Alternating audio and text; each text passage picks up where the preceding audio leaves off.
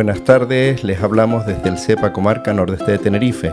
Una vez más, yo soy Tony Peña y agradecemos a los directivos de Mix FM que nos presten este pequeño espacio de radio. Acabamos de salir de una charla en nuestro centro y tengo aquí a dos invitados excepcionales. Uno es un profesor que es mi compañero Alberto. Buenas tardes, Alberto. Buenas tardes, Tony. Alberto es un entusiasta de muchas cosas en la vida, pero especialmente del patrimonio, y de eso vamos a hablar porque la señora que nos acompaña, que es María de Candelaria Rosario Adrián. Buenas tardes, Cande. Cande, ya te estaba viendo venir. Yo estaba frunciendo el ceño ya, diciendo, sí. a ver, que soy Cande. Sí, claro, sí. Cande. Sí, Cande es personal del Museo de Arqueología, Naturaleza y Arqueología. Sí, bueno, soy del Museo Arqueológico, lo que pasa que mi museo, nuestro museo, está en el MUNA, en el Museo de la Naturaleza y la Arqueología. Eso, Naturaleza y Arqueología. Sí, muy bien. Bueno, pues acabamos de tener una pequeña charla donde compañeros y también alumnados desde primaria hasta bachillerato, pues hemos compartido algo tan importante como es nuestro patrimonio. Alberto, cuéntanos un poco cómo se te ocurrió invitar a esta señora. Todo viene en esta necesidad de desarrollar un proyecto con incidencia en nuestra práctica docente, ¿no? Pues nos planteamos hacer llegar también al centro educativo un mayor conocimiento y divulgación del patrimonio también aborigen dentro del patrimonio canario. Sí. Y en este sentido intentamos acceder y lo conseguimos a una exposición que en la Fundación de la Orotava Fundoro de la Ciencia, ellos contaban con ella y nos la pudieron prestar. Sí. Ahora mismo la tenemos en nuestros pasillos, ¿no? Sí, en la parte baja del centro. En la parte baja del centro, que pueden venir a verla. Y bueno, a partir de ahí, pues también incidiendo en lo mismo, pensé que era conveniente pues reforzar la propuesta pues, con una charla por parte de una persona especializada que de alguna manera tuviera alguna conexión con la exposición, ¿no? Sí. Y a través de las personas responsables en Fundoro, pues conseguí el contacto con Candelaria. Sí. Pues Cande, en el centro donde nosotros trabajamos hay una máxima que nos decimos que es que es muy malo dar las cosas por sentado.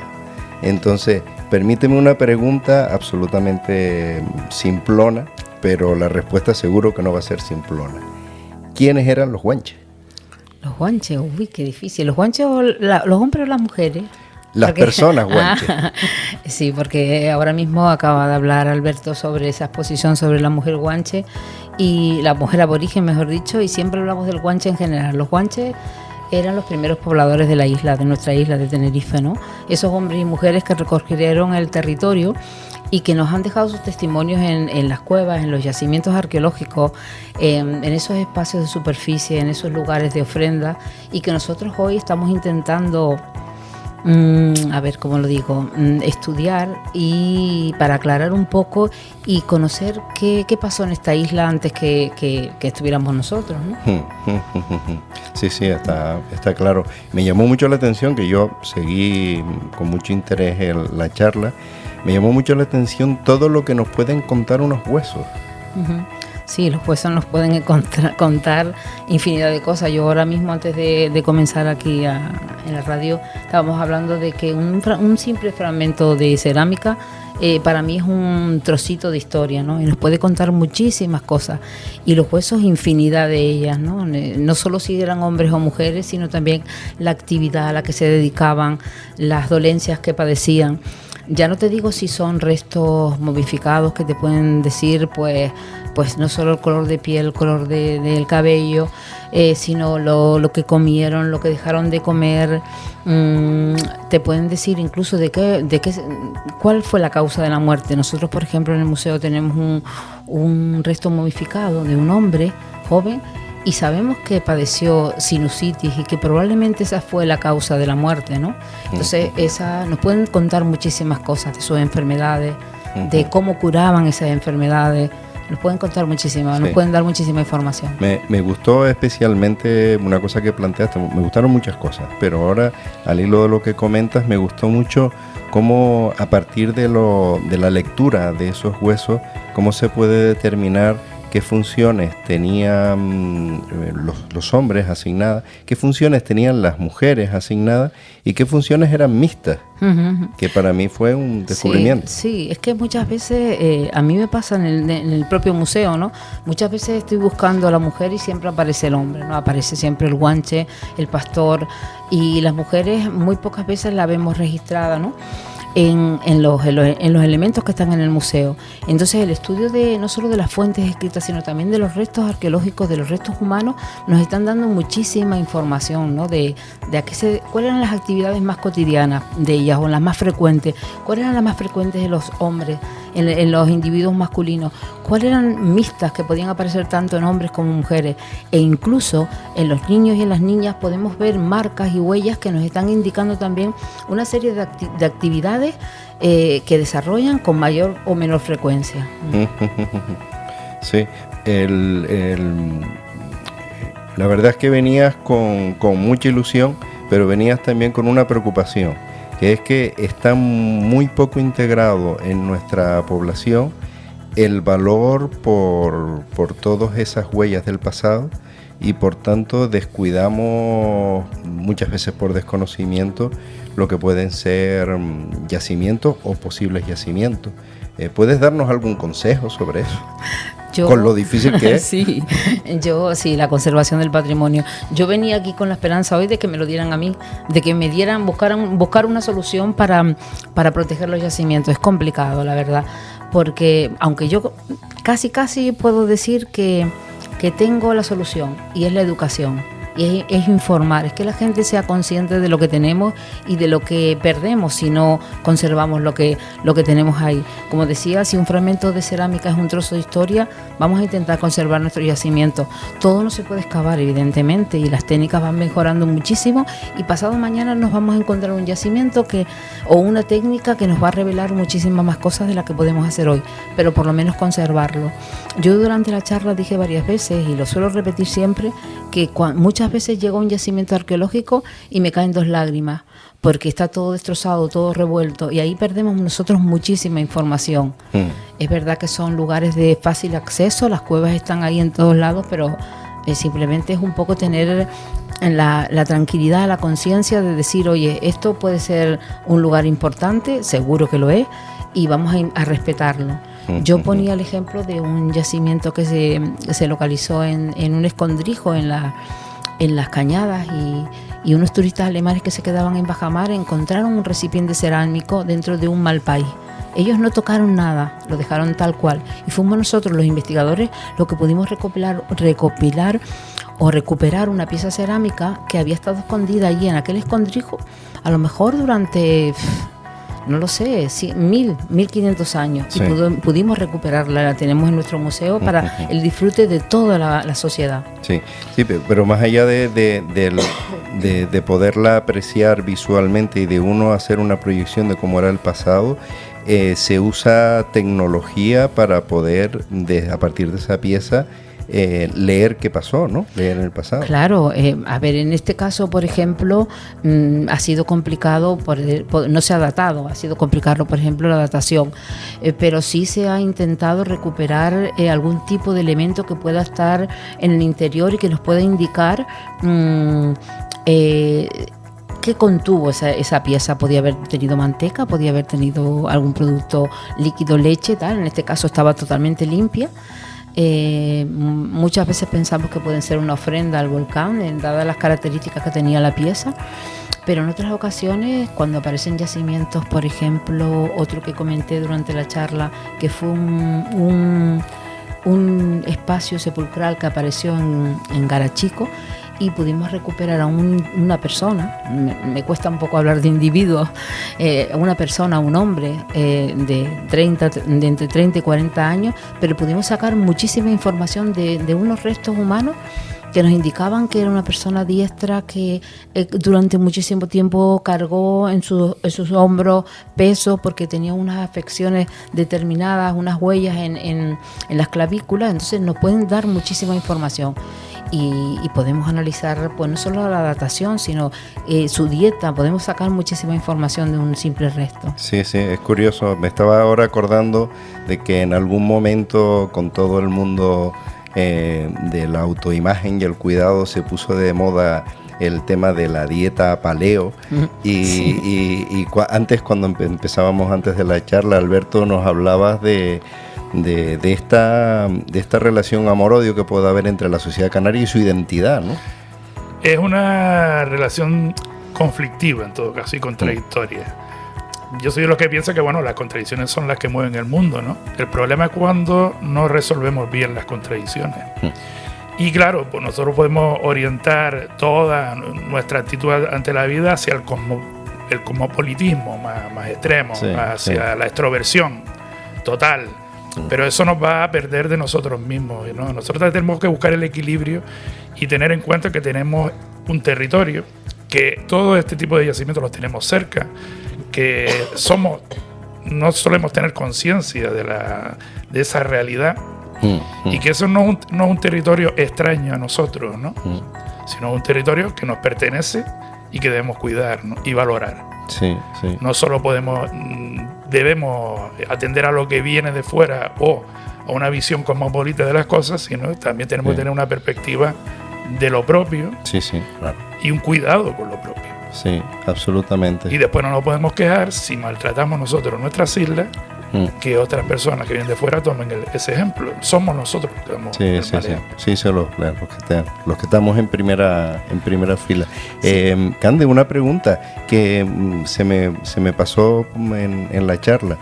En la época prehistórica, ¿cómo se conectaban los guanches con guanches de otras islas? Porque creo que su fuerte no era la navegación, ¿no?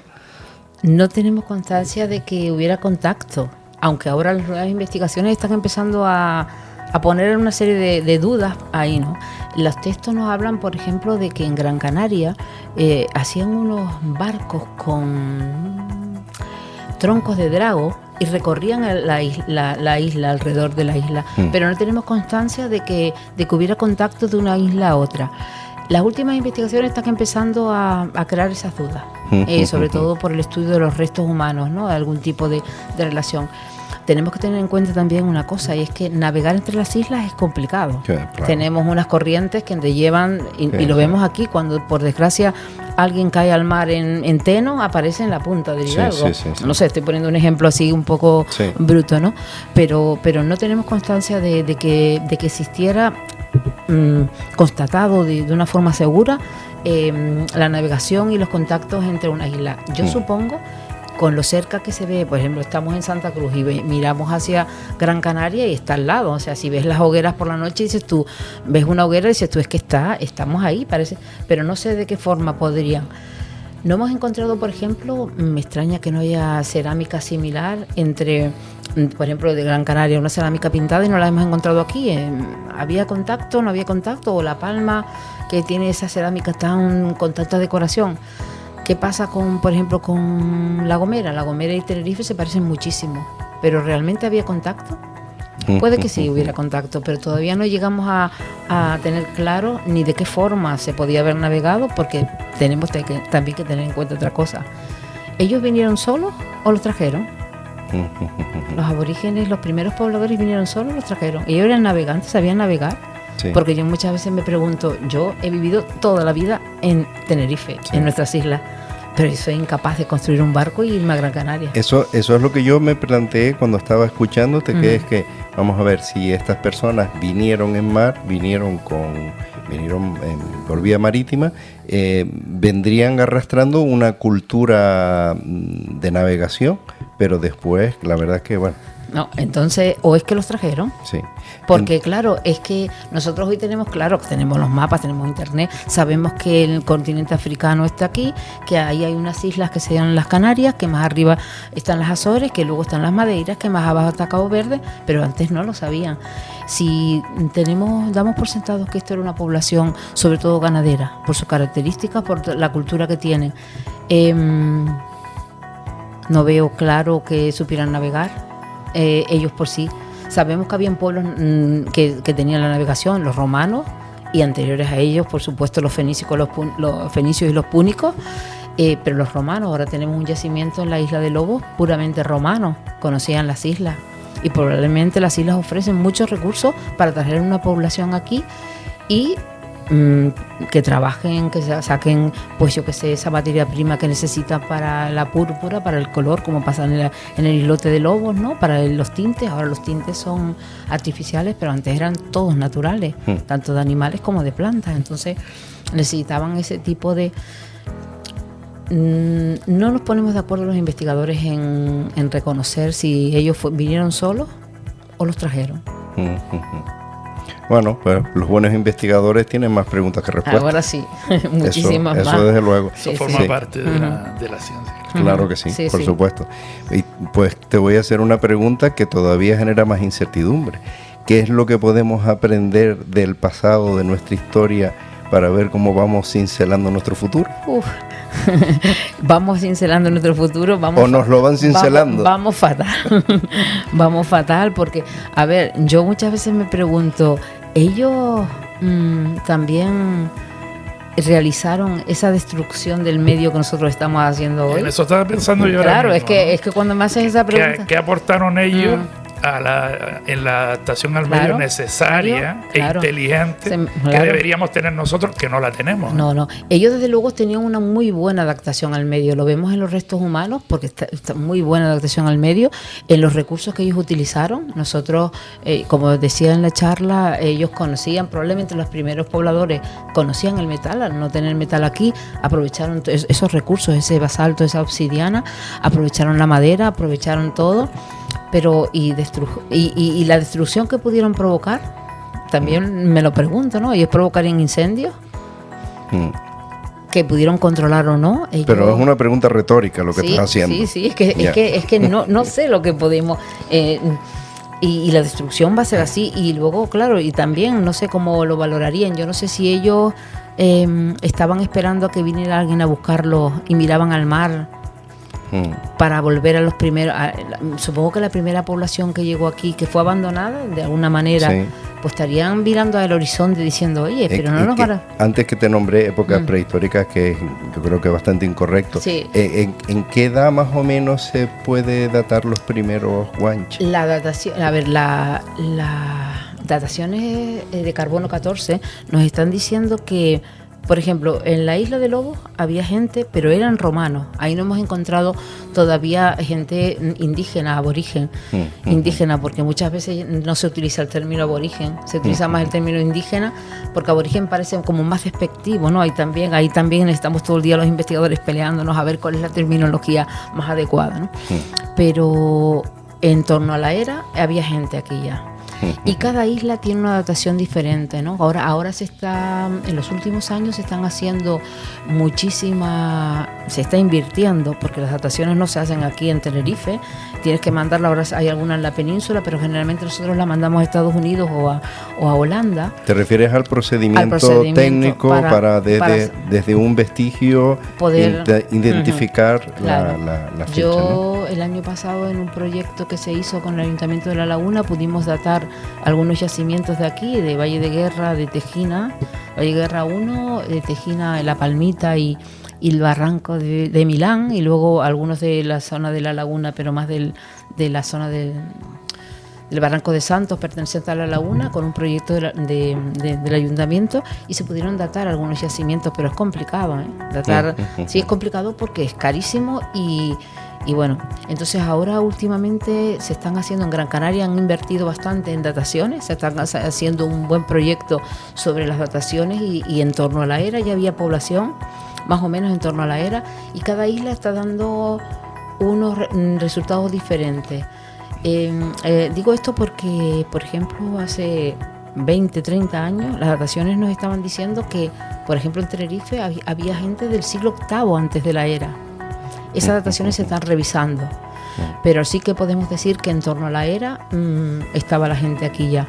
Y, por ejemplo, para la comarca nuestra, para la comarca nordeste, donde estamos situados ahora en este momento, en torno seguro, en el siglo X ya había gente viviendo aquí. El siglo X después de la era, ¿no? Sí, sí. Pero probablemente anterior también, ¿no? Lo que pasa es que no hemos hecho, tenemos hay que hacer muchas, un muestreo mucho mayor para poder... Para tener una conclusión con más peso. Sí. Pues, querida, tengo que hacerte una pregunta personal porque es una provocación. El entusiasmo que tú tienes por el patrimonio, ¿de dónde viene o cómo brota? Pues no lo sé, pero realmente tengo ese entusiasmo. Bueno. No, sí, y sobre todo tengo que decirlo por cómo Candy ha respondido a mi llamada para que viniera a echarnos una mano con esto y sabiendo la responsabilidad que tiene en el museo, etcétera, ¿no? La persona a la que estábamos acudiendo, ¿no? Cómo lo bien que ha respondido, con qué generosidad lo ha hecho y con qué disposición. Sí, es cierto. Entonces yo, la Ese verdad... será normal para ti, Cande, pero no es normal. ¿No? Para ¿No ti es será normal. No, Sí, a ver. bueno, no voy a entrar en detalles, pero la verdad es que yo estoy totalmente agradecido de que lo haya hecho. No, de todas maneras yo soy de esta zona, ¿no? Soy de la comarca y todo lo que sea, pues hablar de lo nuestro aquí, de nuestra zona y colaborar también. Yo tengo un problema en casa grave con mis hijas, tengo 2 hijas y siempre me están diciendo, una sobre todo, es que tú no haces nada, mamá, tú no haces nada y es verdad, podía haber hecho mucho más, por lo menos dar charlas y todo eso, y por eso siempre que me invitan, pues por supuesto agradecida. Pero también tengo otra anécdota, y es que cuando yo empecé a estudiar historia, un tercero de carrera más o menos, mis compañeras, 2 de mis amigas me habían dicho que habían ido a una excavación arqueológica a la península. Y me hablaban, bueno, fantástico, ¿no? Hablaban de nos quedamos en un piso, bueno, vimos no sé qué en Alicante, tal, en un entusiasmo, yo por favor, yo quiero ir. Bueno, pues llega ese verano de tercero de carrera y me dicen, Cande, tenemos una excavación y te hemos apuntado y te han aceptado. Y yo, wow, qué bien, no sé qué, no sé cuánto. Y sí, ¿y dónde es? En Valle de Guerra. ¿Cómo? Al lado de tu casa. Al lado de mi casa. Yo casi me muero porque yo decía, pero yo lo que quería era viajar. Era viajar, estar en un...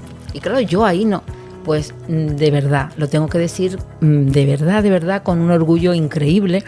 Y es que me siento súper satisfecha de haber comenzado mi carrera arqueológica, mi primera excavación arqueológica en mi pueblo, desenterrando los restos de los primeros pobladores de los habitantes de mi casa, de que viven al lado de mi casa, o sea, de nosotros. En mi opinión, ha resuelto bien la contradicción de la que hablaba. Sí, ¿no? Bueno, no, pero lo digo de verdad, en serio. Es como una satisfacción terrible, ¿no? Decir, oye, pues mira, si al lado de nosotros lo tenemos todo. Sí, lo tenemos todo. Es como el alquimista, ¿no? Está ahí al lado.